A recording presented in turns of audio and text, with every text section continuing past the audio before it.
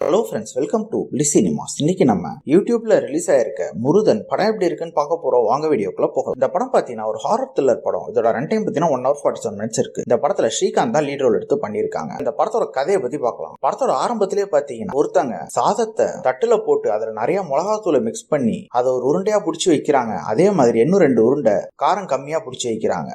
வச்சுட்டு அது கூட ஒரு 3 முட்டையை வச்சு ஒருத்தர் படுத்துட்டு இருக்காரு வயசானவர். அவரை கையால தூக்கி அவருக்கு ஆர்த்தி மாதிரி எடுத்துட்டு அதை கொண்டு போயிட்டு வெளியே காட்டுல வைக்கிறாங்க. வச்சுட்டு திரும்பி வராங்க.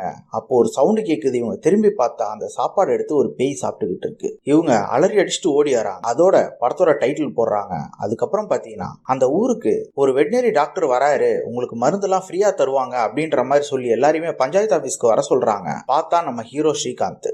அவரு வெட்டினரி டாக்டர் இந்த ஊருக்கு கேம்புக்காக வராரு. அவங்க அப்பா அம்மா வந்து நாங்க டெல்லிக்கு போறோம், அதனால நீ உங்க ஃப்ரெண்ட்ஸை யாரா கூட்டிட்டு போ அப்படின்ற மாதிரி சொல்லிடுறாங்க. இவருக்கும் இந்த ஊர்ல ஒரு ஃப்ரெண்ட் இருக்கிறதுனால அவங்க வீட்லயே வந்து தங்க வராரு. வந்து எல்லாருக்குமே ஃப்ரீயா மருந்து கொடுக்குறாரு. அப்போ ஒருத்தர் வந்து என் பண்ணையில எரும மாடு வந்து நுரத்தள்ளிக்கிட்டே இருக்கு அப்படின்ற மாதிரி சொல்றாரு. இவர் உடனே கிளம்பி போறாரு. போற வழியில பாத்தீங்கன்னா ஒருத்தர் கீழே விழுந்து கிடக்குறாரு. அங்க எல்லாருமே சுத்தி நின்று பாத்துக்கிட்டு இருக்காங்க. நம்ம ஹீரோ பாத்தீங்கன்னா அங்க போயிட்டு ஒரு ஆட்டோவை நிறுத்தி அவர் எப்படியாவது வீட்டுல கொண்டு போய் சேர்த்துருங்க, நீங்க ஒரு நாளைக்கு 500 ரூபா சம்பாதிப்பீங்களா, நான் உங்களுக்கு 1000 ரூபா தரேன், அவர் எந்திரிச்சதும் பொறுமையா கூட்டிட்டு போய் விட்டுருங்க, பொண்டாட்டி குழந்தைங்க எல்லாம் காத்துக்கிட்டு இருப்பாங்கன்ற மாதிரி சொல்லி காசையும் கொடுத்துட்டு போயிட்டு அந்த மாடையும் சரி பண்ணிட்டு ஃப்ரெண்டு வீட்டுக்கு வராரு. அந்த இடத்துல பார்த்தா ஹீரோயினையும் பாக்குறாரு. அப்புறம் அந்த வீட்லயே தங்கிடுறாரு. 2 பேருக்குள்ளே லவ் வருது. அன்னைக்கு நைட்டு சரக்கு அடிச்சுட்டு அடுத்த நாள் பாத்தீங்கன்னா திருப்பி இவனுங்களும் அதே கல்லு கிடைக்க போறானுங்க. ஹீரோவும் ஃப்ரெண்ட்ஸும் அங்க போயிட்டு கல்லையும் குடிச்சிட்டு ஒரு சண்டையும் ஒண்ணு போடுறாங்க. அடுத்து பாத்தீங்கன்னா ஒரு வீட்டுல புதுசா கல்யாணம் ஆன ஜோடி இருக்காங்க. அவங்களுக்குள்ள நைட் ரொமான்ஸ்ன்ற மாதிரி பேசிக்கிட்டு இருக்காங்க. நைட்டு எல்லாரோடய சேர்ந்து அந்த பொண்ணு படுத்துக்கிட்டு இருக்கு. அங்க ஒரு சில சம்பவங்கள் நடக்குது. அடுத்த நாள் பாத்தீங்கன்னா அந்த வீட்டுக்கு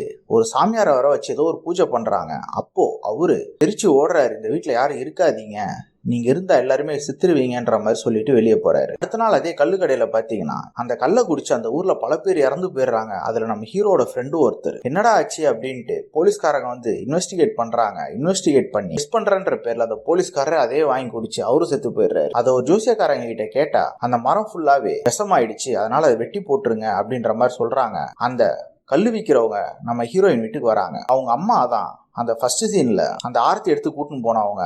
அவங்க அப்பாவுக்கு தான் உடம்பு சரியில்லை. அந்த கல்லுக்கடைக்காரங்க வந்து அப்பாவுக்கு ரொம்ப நாளா உடம்பு சரியில்லாமே இருக்கு, இது பேய் பிசாசுனால கூட இருக்கலாம் அப்படின்ற மாதிரி சொல்லி அவங்கள ஒரு சில விஷயங்கள் செய்ய சொல்றாங்க. அதை தான் அவங்க செய்யறாங்க. செஞ்சுட்டு அந்த பேய் சாப்பிட்டதை பார்த்துட்டு ஓடி வந்த இடத்துல கீழே விழுந்து இறந்தும் போயிடுறாங்க. அதுக்கப்புறம் இந்த படத்துல என்னென்ன சுவாரஸ்யமான சம்பவங்கள் நடக்குது அப்படின்றது தான் இந்த படத்தோட முழு கதையே. இப்ப இந்த படத்தோட பாசிட்டிவ் நெகட்டிவ் பார்க்கலாம். இந்த படத்துல எல்லாம் பாசிட்டிவ் சொல்லிக்கிறதுக்கு பெருசா எந்த விஷயமே கிடையாது. பேக்ரவுண்ட் ஸ்கோர் பொறுத்தளவு ஓவராலும் நல்லாவே பண்ணியிருந்தாங்க. அதே மாதிரி பாத்தீங்கன்னா அந்த பேய்களை காட்டுறப்பெல்லாம் ஒரு சில இடத்துல நமக்கு பார்க்கறதுக்கு நல்லாவே இருந்தது. மற்றபடி இந்த படத்துல பாசிட்டிவ் சொல்றதுக்குலாம் எதுவும் கிடையாது. நம்ம ஸ்ரீகாந்தை பல வருஷமா பாக்குறோம். அவங்க பல நல்ல படங்களும் நடிச்சிருக்காங்க. ஆனா அவங்க கெட்ட நேரம் இந்த மாதிரி கன்றாவியான படத்தெல்லாம் நடிக்க வேண்டியது இருக்கு. அவங்க பெர்ஃபார்மன்ஸும் அந்த அளவு அவங்களால கொடுக்க முடியல, ஏதோ கடமைக்காக நடிக்கிற மாதிரி தான் இருக்கு. அதே மாதிரி ஹீரோயின் ஒருத்தங்களை காட்டுறாங்க, அவங்களா ஹீரோயின் மாதிரியே கிடையாது, ஏதோ நடிச்சிருக்காங்க. அதே மாதிரி படத்துல வர பல கேரக்டருமே சப்பையா எழுதி வச்சிருக்காங்க. ஏன் வராங்க எதுக்கு வராங்கன்னே தெரியல.